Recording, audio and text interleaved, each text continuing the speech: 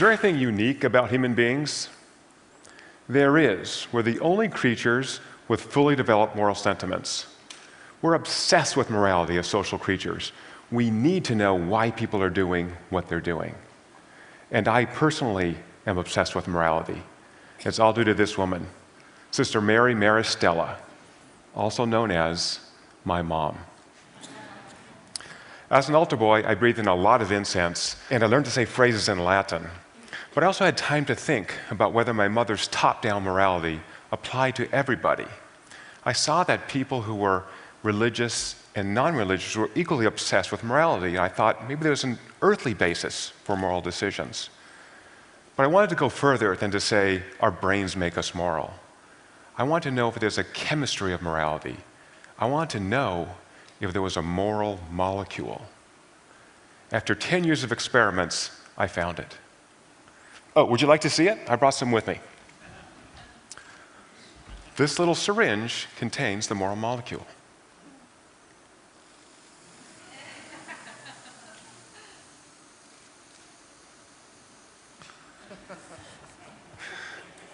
It's called oxytocin. So oxytocin is a simple and ancient molecule found only in mammals.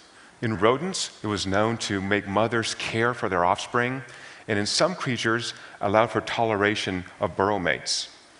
But in humans, it was only known to facilitate birth and breastfeeding in women, and is released by both sexes during sex. So when I had this idea that oxytocin might be the moral molecule, I did what most of us do. I tried it out on some colleagues. One of them told me, "Paul, that is the world's stupidest idea." It is, he said, only a female molecule. Can't be that important. But I countered, well, men's brains make this too. There must be a reason why. But he was right. It was a stupid idea. But it was testably stupid. In other words, I thought I could design an experiment to see if oxytocin made people moral. Turns out it wasn't so easy. First of all, oxytocin is a shy molecule. Baseline levels are near zero without some stimulus to cause its release. And when it's produced, it has a 3-minute half-life and degrades rapidly at room temperature.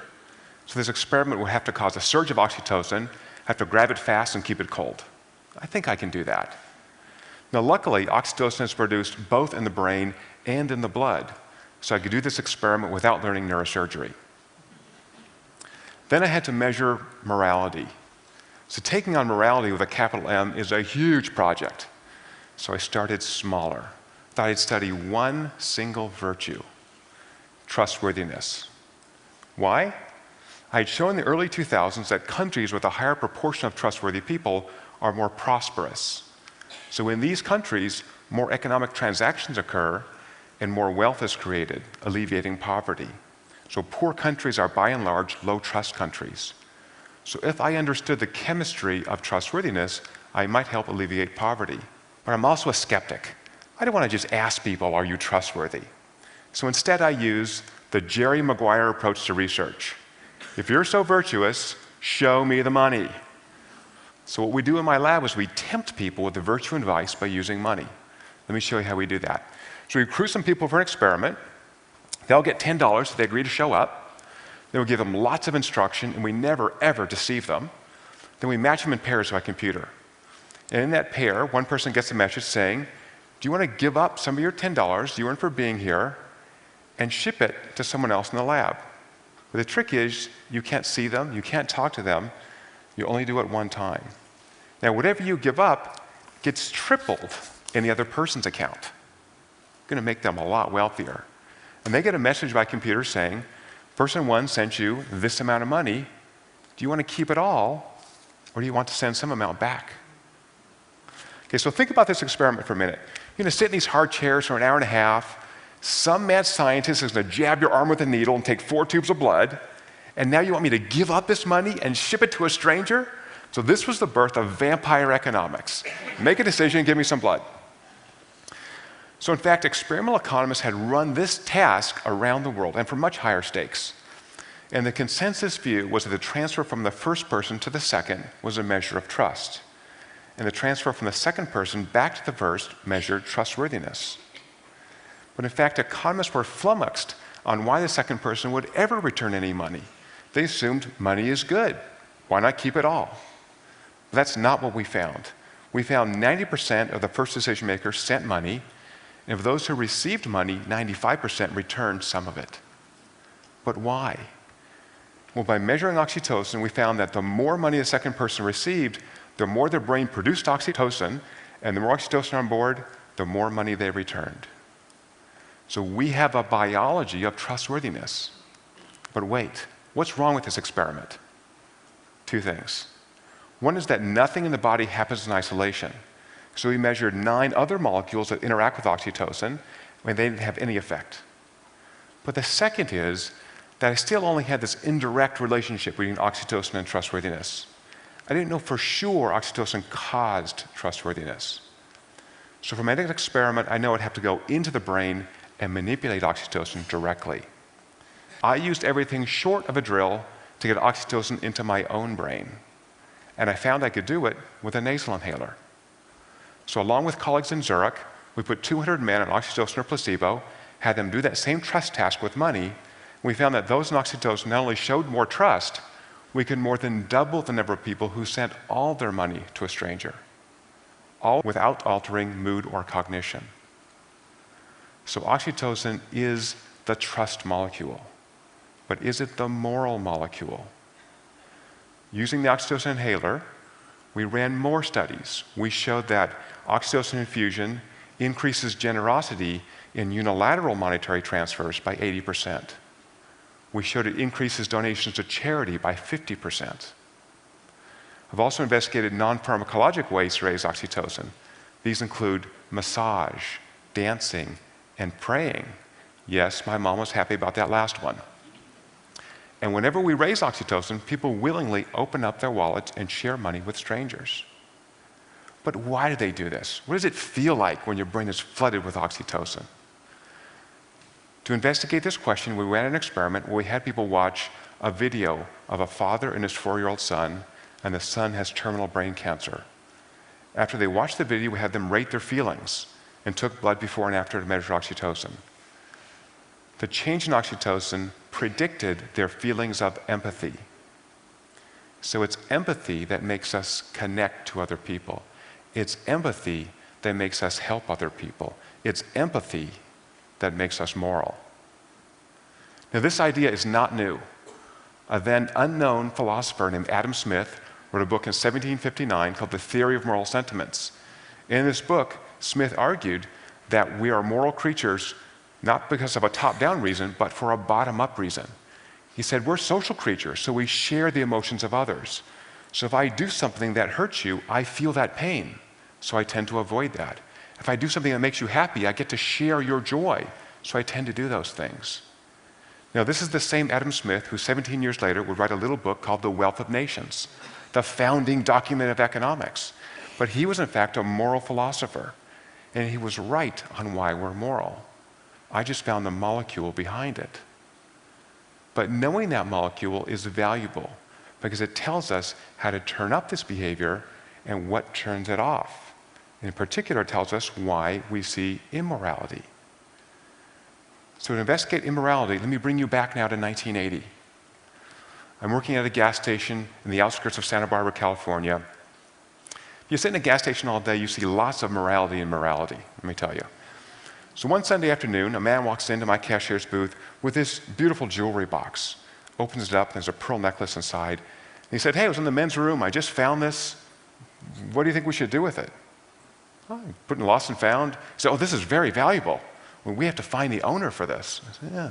So we're trying to decide what to do with this. The phone rings. And a man says, very excitedly, I was in your gas station a while ago and I bought this jewelry for my wife and I can't find it. I said, pearl necklace? Yeah. Hey, a guy just found it. Oh, saving my life. Here's my phone number. Tell that guy to wait half an hour. I'll be there and I'll give him a $200 reward. Great. So I tell the guy, look, relax, get yourself a fat reward, life's good. He said, I can't do it. I have this job interview in Goleta in 15 minutes and I need this job. I gotta go. Again, he asked me, what do you think we should do? I'm in high school. I have no idea. Right? So I said, I'll hold it for you. He said, you know, you've been so nice. Let's split the reward. I'll give you the jewelry. You give me $100. And when the guy comes, right, you see it, I was conned. right? There's a classic con called the pigeon drop, and I was the pigeon. So the way many cons work is not that the con man gets the victim to trust him, is that he shows he trusts the victim. Now we know what happens. The victim's brain releases oxytocin, and you're opening up your wallet or purse and giving away the money, right? Okay. So who are these people who manipulate our oxytocin systems?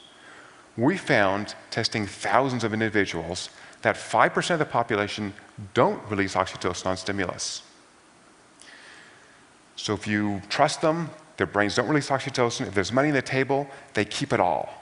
So there's a technical word for these people in my lab. We call them bastards. These are not people you want to have a beer with. They have many of the attributes of psychopaths. Okay? Now, there are other ways this system can be inhibited. One is through improper nurturing. So we've studied sexually abused women, and about half of those don't release oxytocin on stimulus. Okay? You need enough nurturing for this system to develop properly. Also, high stress inhibits oxytocin. So we all know this. When we're really stressed out, we're not acting our best. There's another way oxytocin is inhibited, which is interesting, through the action of testosterone. So we, in experiments, have administered testosterone to men, and instead of sharing money, they become selfish. Okay? But interestingly, high testosterone males are also more likely to use their own money to punish others for being selfish. Okay. Now think about this. It means within our own biology, we have the yin and yang of morality.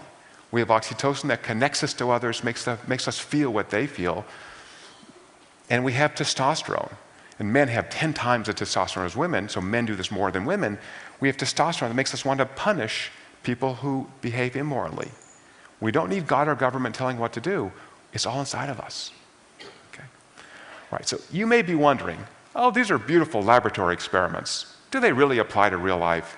Yeah, I've been worrying about that too. So I've gone out of the lab to see if this really holds in our daily lives. So last summer, I attended a wedding in southern England. 200 people in this beautiful Victorian mansion.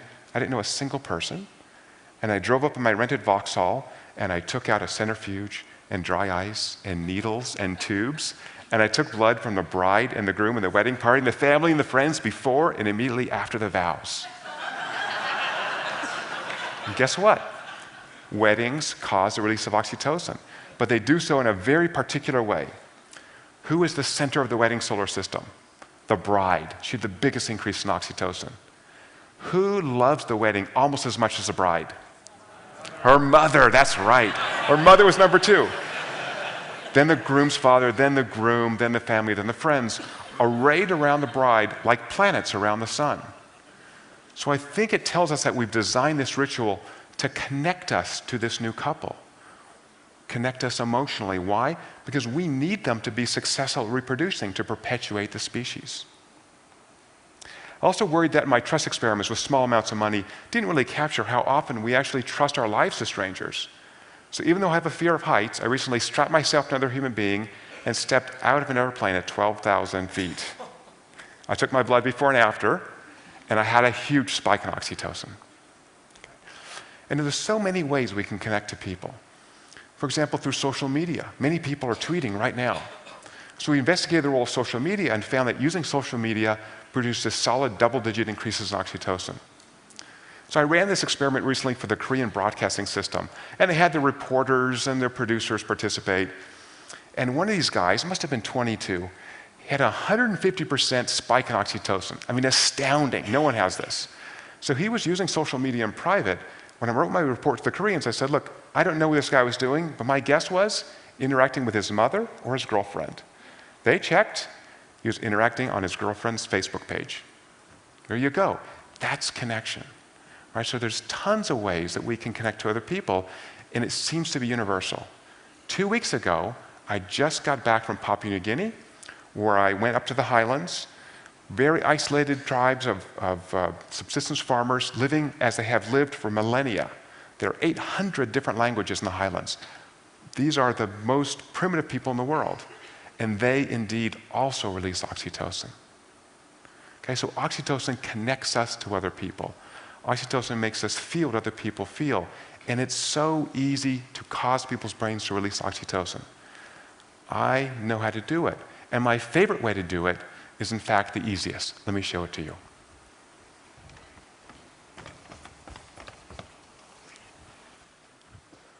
Come here, give me a hug. There you go.